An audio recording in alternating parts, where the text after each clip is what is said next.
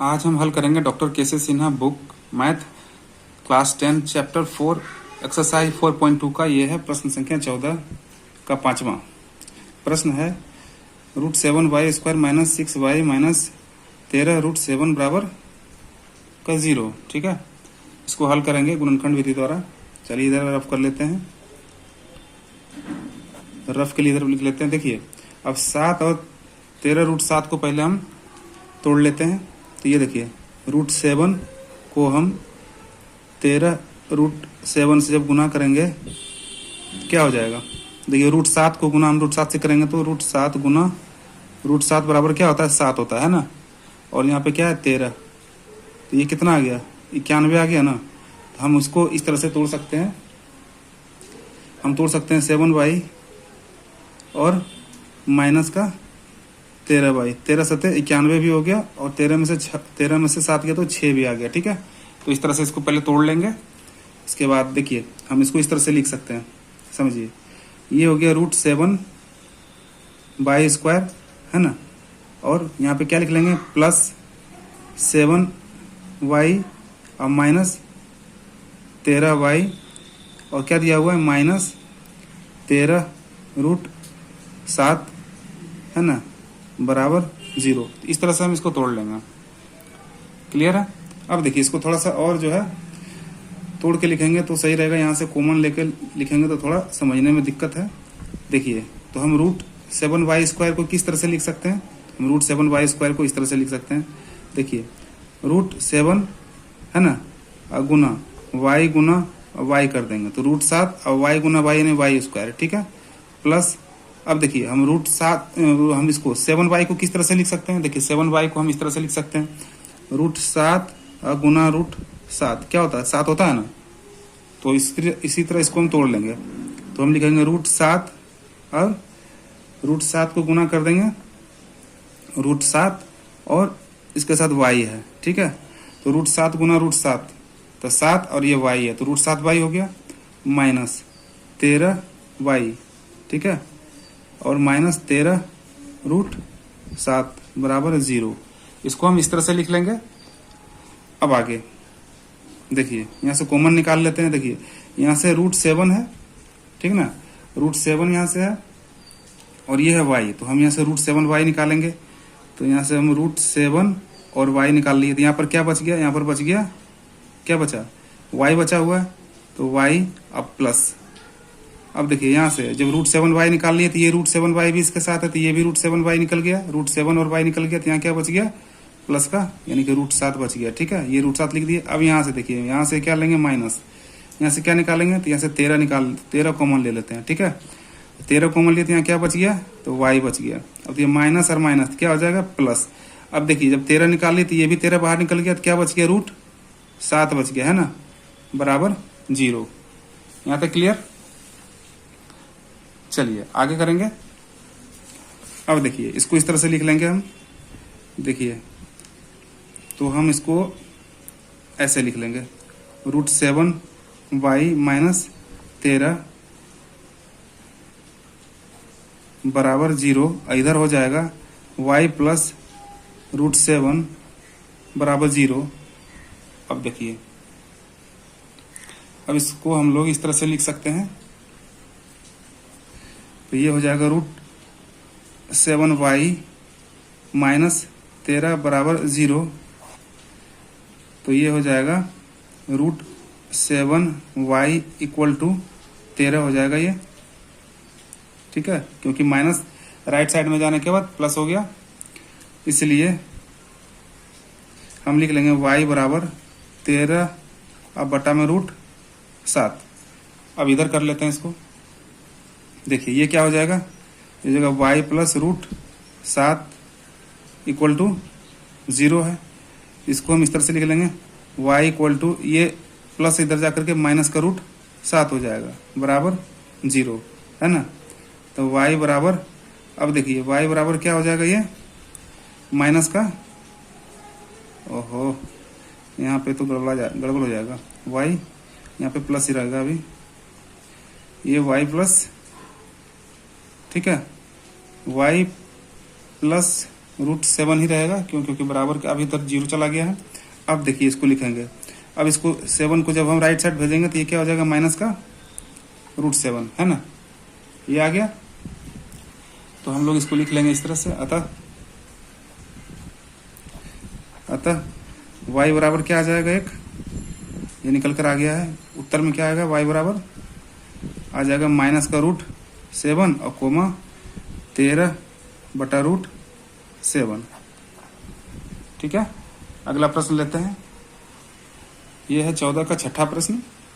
तो ये है 4x² minus 4a² plus a⁴ minus b⁴ equal to 0। ठीक है, इसको हल करेंगे। चलिए इसको हम देखिए, अब समझना होगा यहाँ पे। अब देखिए 4x² को हम 2x का पावर 2 लिख सकते हैं ना।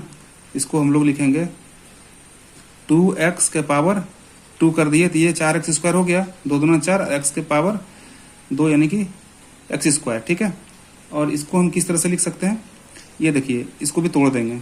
ये लिखेंगे 2, ठीक है, 2 गुना 2x, 2 गुना 2x यानी कि ये हो गया 4x तो हो गया, और गुना, अब इसको हम क्या करते हैं, a²। ठीक है, a² लिख दिया, यानी कि ये हो गया 2 दूना 4 a²x, 2 दूना 4x और a², यानी 2 दूना 4 a²x टूट गया इसमें।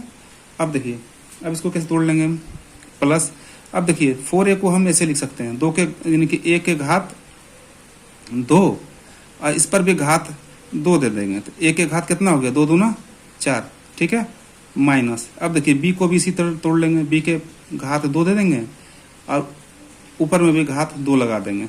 ठीक है, ये कितना हो गया, b का पावर कितना हो गया, 4, 2 दूना 4। ठीक है, यहाँ तक समझ रहे हैं, बराबर 0। इस तरह से तोड़ लेंगे।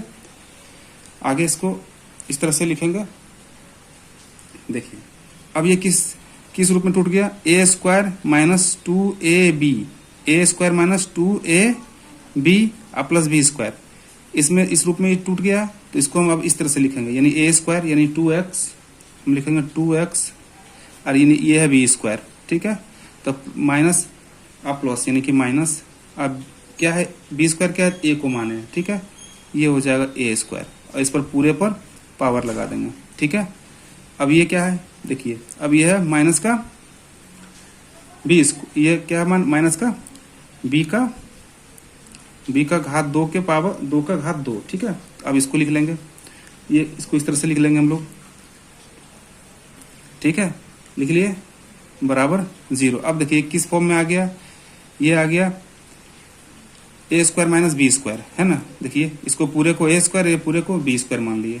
अब ठीक है, अब देखिए a² माइनस b² बराबर क्या होता है, फॉर्मूला a² माइनस b² बराबर क्या होता है, a plus B into a minus B होता है ना। देखिए a² माइनस b² बराबर क्या होता है, a plus B into a minus B, है ना। इस रूप में आ गया। अब हम लोग इसी पर इसको तोड़ने की कोशिश करते हैं। ठीक है, देखिए तो a हमारा ये है। ठीक है, तो एक बार प्लस में लेंगे, एक बार माइनस में लेंगे, तो ये क्या हो जाएगा 2।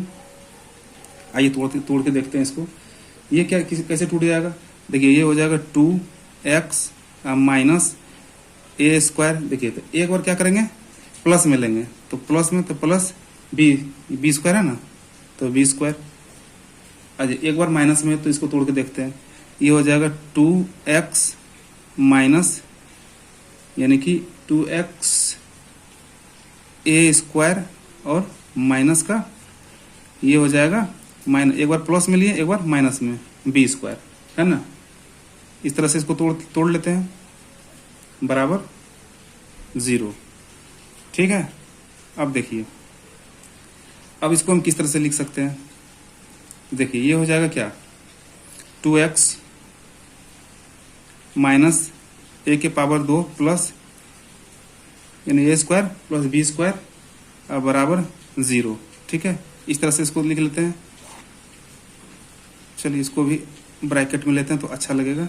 अब देखिए ये क्या हो जाएगा, 2x माइनस a² और माइनस b², ये a है। ठीक है, अब बराबर 0।